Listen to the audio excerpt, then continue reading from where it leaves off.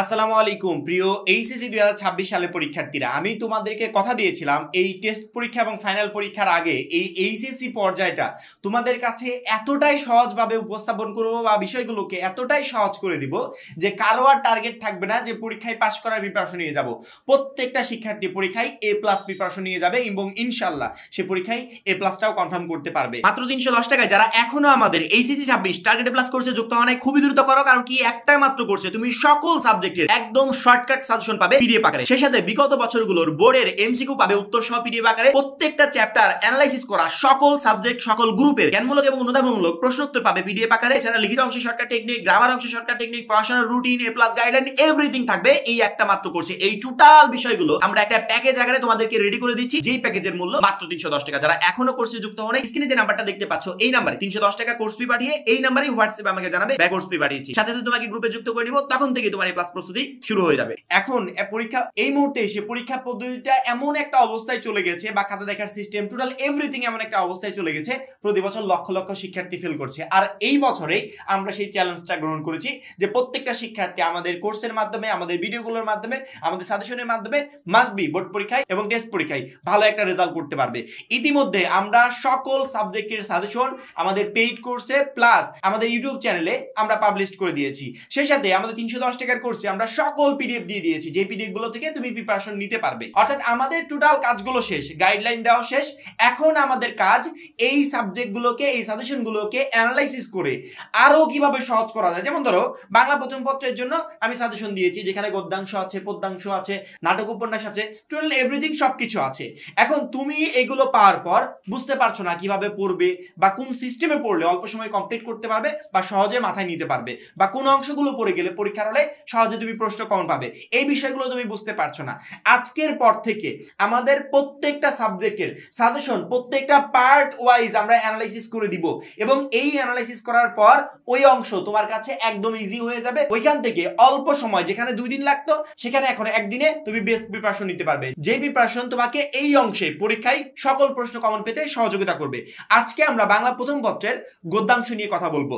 গদ্যাংশের জন্য তোমার এখন লাস্ট মোমেন্টে এসে কি কি পড়া প্রয়োজন, কোনগুলো পড়লে এই গদ্যাংশের সকল প্রশ্ন তুমি কমন পাবে, কোন অংশগুলো দেখে গেলে পরীক্ষার হলে আর তোমাকে টেনশন করতে হবে না। আমাদের পিডিএফ কোর্সে দেওয়া পিডিএফ গুলো অনুযায়ী কি কি পড়বে টোটাল এভরিথিং নিয়ে আলোচনা করবে। এর পরবর্তীতে পদ্যাংশ, পরবর্তীতে নাটক উপন্যাস, এভাবে প্রত্যেকটা সাবজেক্টের সাজেশন আমরা অ্যানালাইসিস করে পরবর্তীতে আরো শর্টকাট প্রসেসে তোমাদেরকে দেওয়ার চেষ্টা করব, যাতে অল্প সময় তুমি একটা বেস্ট প্রিপারেশন নিতে পারো এবং পরীক্ষার হলে সকল প্রশ্ন কমন পাও। এই মুহূর্তে স্ক্রিনে দেখতে পাচ্ছ আমাদের বাংলা প্রথম পত্রের গদ্যাংশ কমপ্লিট করার জন্য 3টা বিষয়ের উপর ফোকাস করতে হবে। এক নাম্বার হচ্ছে সাজেশন। ঠিক আছে, সাজেশন মানে কি? চ্যাপ্টার ওয়াইজ সাজেশন, অর্থাৎ অধ্যায় ভিত্তিক সাজেশন।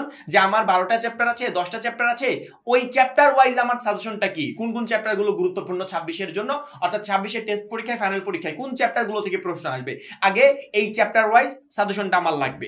পরবর্তীতে 2 নম্বরে প্রয়োজন জ্ঞানমূলক অনুধাবনমূলক প্রশ্নোত্তর, অর্থাৎ প্রত্যেকটা চ্যাপ্টার অ্যানালাইসিস করা জ্ঞানমূলক অনুধাবনমূলক প্রশ্নোত্তর, যেগুলো পড়ে গেলে পরীক্ষায় আমি প্রশ্ন কমন পাবো। অর্থাৎ যেই অংশগুলো কমপ্লিট করার পর আমার আর টেক্সট বুক থেকেও জ্ঞানমূলক অনুধাবনমূলক গাইড, টেস্ট পেপার, এটা কোনো কিছু থেকে পড়তে হবে না। অলরেডি সেই পিডিএফটা আমরা আমাদের কোর্সে দিয়ে দিয়েছি, কিন্তু ওই পিডিএফ গুলো তুমি সহজে কিভাবে পড়বে, সহজে কিভাবে পাবে, টোটাল এভরিথিং আজকের ভিডিওতে আলোচনা করব। 3 নাম্বার গদ্যাংশের এমসিকিউ টোটালি আমি কিভাবে কমন পাবো।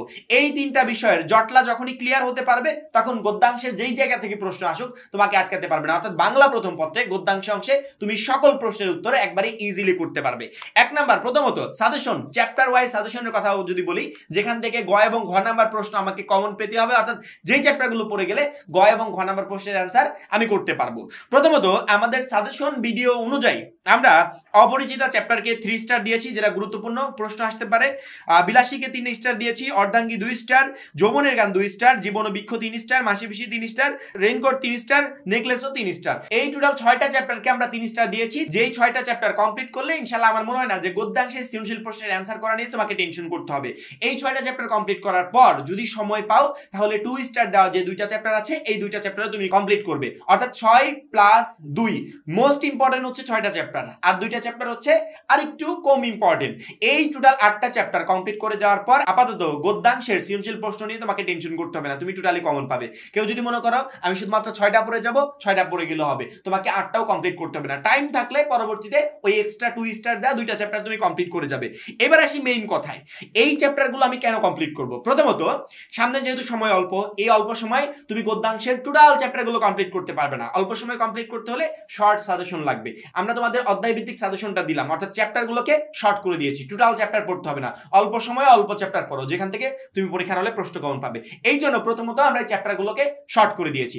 এখন এই শর্ট চ্যাপ্টারগুলো আমাদের কি কাজে লাগবে বলো তো, কি কাজে লাগবে? এই শর্ট চ্যাপ্টারগুলো থেকে তুমি গ নাম্বার এবং ঘ নাম্বার প্রশ্ন কমন পাবে। অনেকে আমাকে বলে যে ভাইয়া গ ঘ এর সাজেশন দেন। গ ঘ এর সাজেশন ওইভাবে দেওয়া যায় না। গ ঘ এর জন্য আমি তোমাদেরকে চ্যাপ্টার ইন্ডিকেট করে দিলাম। কারণ কি, তুমি জাস্ট আমার কথাটা একটু বোঝো যে একটা সৃজনশীল প্রশ্নের অ্যান্সার তুমি করতে গেছো, তোমার ওই প্রশ্নের একটা উদ্দীপক দেওয়া আছে। এখন ওই উদ্দীপক অনুসারে যখনই একটা সৃজনশীল প্রশ্নের অ্যান্সার করতে যাবে, তখন তো তোমার অধ্যায় ভিত্তিক জ্ঞান লাগবে না? তুমি যদি একটা চ্যাপ্টার সম্পর্কে কিছুই না জানো, একটা গল্প সম্পর্কে কিছুই না জানো, তাহলে ওই গল্পের সাথে মিল করে কিভাবে তুমি গ এবং ঘ নাম্বার প্রশ্নের অ্যান্সার করবে? আচ্ছা, আমি তোমাকে সাজেশন দিলাম যে 5টা সৃজনশীল প্রশ্ন এই অধ্যায় থেকে পড়ে যাও। ওই 5টা সৃজনশীল প্রশ্ন তুমি পড়ে গেলে, মুখস্থ করে গেলে, কমপ্লিট করে গেলে, ওই 5টা প্রশ্নের উত্তর দ্বারা কি তুমি ওই চ্যাপ্টারের সকল প্রশ্নের উত্তর করতে পারবে? কোনোদিনও পারবে না। ওর জায়গায় তুমি যদি ওই চ্যাপ্টারটা সুন্দর করে কমপ্লিট করো, তাহলে ওই চ্যাপ্টার থেকে যদি পরবর্তী 100 প্রশ্ন হয়, তারপরে তুমি গ এবং ঘ নাম্বারের অ্যান্সার ইজিলি করতে পারবে। আশা করি বুঝতে পেরেছো। আমার মনে হয় না যে এই কথাগুলো শোনার পর কোনো শিক্ষার্থী আর বলবে ভাইয়া গ এবং ঘ নাম্বারের সাজেশন দেন। গ ঘ নাম্বারের সাজেশন না নিয়ে তুমি আমার কাছ থেকে চ্যাপ্টারগুলো নাও, যে চ্যাপ্টারগুলো থেকে গ এবং ঘ নাম্বার প্রশ্ন আসবে। আমাদের এই 3 স্টার বা 2 স্টার দেওয়ার চ্যাপ্টারগুলোই হচ্ছে সেই ইম্পর্টেন্ট চ্যাপ্টার, যে চ্যাপ্টারগুলো থেকে তুমি গ নাম্বার এবং ঘ নাম্বার প্রশ্ন কমন পাবে। ঠিক আছে, এই জন্য আমরা সাজেশনটাকে শর্ট করে দিয়েছি, যে চ্যাপ্টারগুলো তুমি সামনের অল্প সময় কমপ্লিট করবে। 2 নম্বরে জ্ঞানমূলক এবং অনুধাবনমূলক প্রশ্ন উত্তর। গ ঘ এর সাজেশন তো পেলাম, গ ঘ কোন কোন চ্যাপ্টারগুলো পড়লে কমন আসবে সেটা বুঝলাম। এবার ক খ সাজেশন দরকার। ক খ এর জন্য আমরা আর চ্যাপ্টার দিই নাই, কারণ কি একটা চ্যাপ্টার থেকে হিউজ পরিমাণ ক হতে পারে, হিউজ পরিমাণ খ হতে পারে। এখন কোনটা পরীক্ষায় আসবে কোনটা আসবে না এগুলো তো আমরা জানি না। ক খ এর জন্য আবার চ্যাপ্টার ওয়াইজ সাজেশন রেডি করা যায়, অর্থাৎ কোন কোন চ্যাপ্টারের কোন অংশগুলো গুরুত্বপূর্ণ এগুলোকে বাছাই করে সেই অনুযায়ী রেডি করা যায়। গ ঘ এর রেডি করা যায় না, গ ঘ লিখতে গেলে অধ্যায় ভিত্তিক জ্ঞান দরকার। ক খ লেখা যায়। ক খ এর জন্য আমরা কি করেছি, প্রত্যেকটা চ্যাপ্টার শুধুমাত্র বাংলা প্রথম পত্রের 1টা 2টা বা অল চ্যাপ্টার মিলে মিক্সিং না, প্রত্যেকটা চ্যাপ্টার আলাদা আলাদা করে জ্ঞানমূলক অনুধাবনমূলক প্রশ্নের পিডিএফ তৈরি করেছি। যে পিডিএফ গুলো থেকে আমি একটা উদাহরণ দিচ্ছি, যদিও আমাদের 310 টাকার কোর্সে আমাদের গ্রুপে অলরেডি সবকিছু দেওয়া আছে, কিন্তু অগোছালো পরিবেশে ওই গ্রুপের শিক্ষার্থীরাই অ্যাপসে যুক্ত হচ্ছে। আমি অ্যাপসের কথা বলি, আমি একটু স্ক্রিনে তোমাদেরকে দেখিয়েও দিচ্ছি। এই মুহূর্তে তুমি স্ক্রিনে বাংলা প্রথম পত্রের জ্ঞানমূলক এবং অনুধাবনমূলক প্রশ্নের তুমি পিডিএফ দেখতে পাচ্ছ। প্রথমত আমি তোমাদেরকে জ্ঞানমূলক প্রশ্নের যে পিডিএফ গুলো আছে সেগুলো দেখাতে চাই। জ্ঞানমূলক প্রশ্নের পিডিএফ গুলো দেখো। 1 নম্বরে অপরিচিতা গল্পের জ্ঞানমূলক অংশের যতগুলো প্রশ্ন আছে, অর্থাৎ অপরিচিতা গল্প থেকে প্রশ্ন হতে পারে জ্ঞানমূলক, এর প্রত্যেকটা প্রশ্ন এখানে দেওয়া আছে। আমি একটু পিডিএফ এর ভিতর ঢুকি, স্ক্রিনে দেখতে পাচ্ছ আমি পিডিএফ এর ভিতর ঢুকছি। পিডিএফ এর ভিতর যখনই তুমি ঢুকবে 1 নাম্বার থেকে টোটাল লাস্ট পর্যন্ত যতগুলো জ্ঞানমূলক প্রশ্ন হতে পারে, টোটাল জ্ঞানমূলক প্রশ্ন আমরা এখানে দিয়ে দিয়েছি। এই জ্ঞানমূলক প্রশ্নগুলো কমপ্লিট করে যাওয়ার পর অপরিচিতা গল্পের টোটাল গল্পের ভিতর যেই জায়গা থেকে কোশ্চেন আসুক না কেন, ইনশাআল্লাহ আমাদের এই পিডিএফ গুলো থেকে আসবে। এইভাবে শুধুমাত্র অপরিচিতা গল্প না, আমরা অপরিচিতা গল্পের সেম প্রসেসে অনুধাবনমূলক প্রশ্ন দিয়েছি, অর্থাৎ অনুধাবনমূলক যেখান থেকে আসুক আমাদের এই পিডিএফ গুলো থেকেই আসবে। সেম ভাবে অন্যান্য সকল চ্যাপ্টার যেমন অর্ধাঙ্গিনী, কপিল দাস, গন্তব্য কাবুল, জীবন ও বৃক্ষ, অর্থাৎ টোটাল গদ্যাংশের যতগুলো চ্যাপ্টার আছে প্রত্যেকটা চ্যাপ্টারেরই জ্ঞানমূলক অনুধাবনমূলক প্রশ্নের পিডিএফ গুলো আমরা সুন্দর করে প্রশ্ন এবং উত্তর আকারে সাজিয়ে রেখেছি। একটা শিক্ষার্থীকে এইগুলোর জন্য আলাদা করে guide, test paper, text book এগুলোর দিকে তাকাতেও হবে না। আমাদের এই পিডিএফে থাকা প্রশ্নগুলো কমপ্লিট করে গেলে সে গদ্যাংশের ক এবং খ টোটালি কমন পাবে। গ ঘ এর জন্য অধ্যায় ভিত্তিক সাজেশন দিলাম, চ্যাপ্টার ওয়াইজ জ্ঞানটা নিয়ে গেলে গ ঘ লিখতে পারবে। ক খ এর জন্য কি কি পড়বে সেগুলো দিয়ে দিলাম। তাহলে এই সৃজনশীল প্রশ্ন গদ্যাংশে যেখান থেকে আসুক, এই প্রশ্নের উত্তর করার জন্য কি তোমাকে আর কোনো পরিশ্রম করতে হবে, কোনো টেনশন করতে হবে? গদ্যাংশে তুমি 100% প্রশ্ন কমন পাবে। কেন পাবে সেটা তো অলরেডি আলোচনা করেই দিলাম। তাহলে গদ্যাংশ নিয়ে কোনো টেনশন আছে? গদ্যাংশের সৃজনশীল নিয়ে আপাতত তোমার কোনো টেনশন নাই, কারণ কি সৃজনশীলটা তোমার কাছে আমি একেবারে সহজ করে দিয়েছি, যেই সহজে তুমি টেস্ট পরীক্ষা এবং ফাইনাল পরীক্ষা দুইটাতেই ইনশাআল্লাহ বেস্ট রেজাল্ট করতে পারবে। এবার আসি এমসিকিউতে। সৃজনশীল নিয়ে আপাতত টেনশন নাই, আমাদের পিডিএফ কোর্সে আমরা যা যা দিয়েছি এগুলো যথেষ্ট প্রশ্ন কমন পাওয়ার জন্য, অর্থাৎ তুমি ভরসা রাখতে পারো। এবার আসি আমরা এমসিকিউতে। গদ্যাংশে আমাদের যেই এমসিকিউ গুলো আসবে, গদ্যাংশের অংশ থেকে যে এমসিকিউ গুলো আসবে সেগুলো আমরা কিভাবে পরীক্ষা পরীক্ষার হলে কমন পাবো। এমসিকিউ কমন পেতে হলে নিয়ম হয় একটাই, আমাদের যে টেক্সট বুকটা আছে এই টেক্সট বুকের প্রত্যেকটা চ্যাপ্টার সুন্দর করে আগে রিডিং পড়তে হবে, বারবার করে রিডিং পড়তে হবে, ইম্পর্টেন্ট লাইনগুলোকে আন্ডারলাইন করতে হবে, ওই আন্ডারলাইন করা লাইনগুলোই বারবার করে রিভিশন দিতে হবে।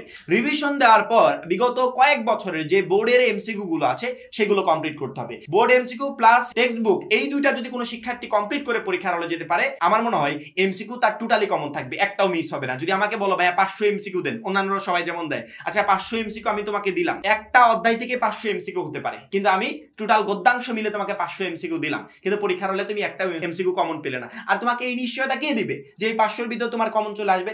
এমসিকিউর ক্ষেত্রে এই নিশ্চয়তা কেউ দিতে পারে না। আমরা যেটার ক্ষেত্রে নিশ্চয়তা দেওয়ার দরকার সেটার ক্ষেত্রে দিয়ে দিয়েছি, কিন্তু এমসিকিউর ক্ষেত্রে দেওয়া যাবে না। বারবার করে মনে করিয়ে দিচ্ছি, এমসিকিউতে কিন্তু আলাদা পাস করতে হবে।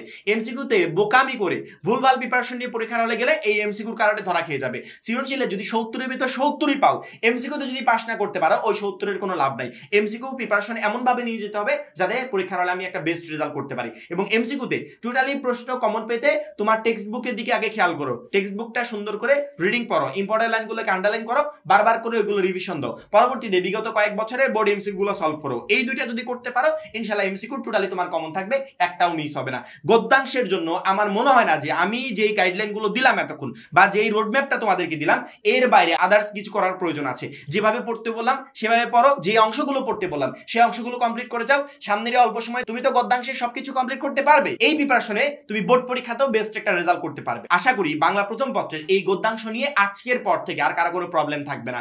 এর পরবর্তী ভিডিওতে আমরা পদ্যাংশ নিয়ে আলোচনা করব, পরবর্তীতে অন্যান্য সাবজেক্টগুলো নিয়েও আমরা একের পর এক তোমাদের টেস্ট পরীক্ষার আগে ইনশাআল্লাহ আলোচনা করে শেষ করে দিব। আর যারা এখনো আমাদের এইচএসসি 26 টার্গেট প্লাস কোর্সে যুক্ত হও নাই, খুবই দ্রুত যুক্ত হয়ে যাবে, কারণ কি একটা মাত্র কোর্সই তোমাকে প্রত্যেকটা সাবজেক্টে প্লাস পেতে প্রচন্ড পরিমাণে হেল্প করবে। সবাই ভালো থাকবে, সুস্থ থাকবে।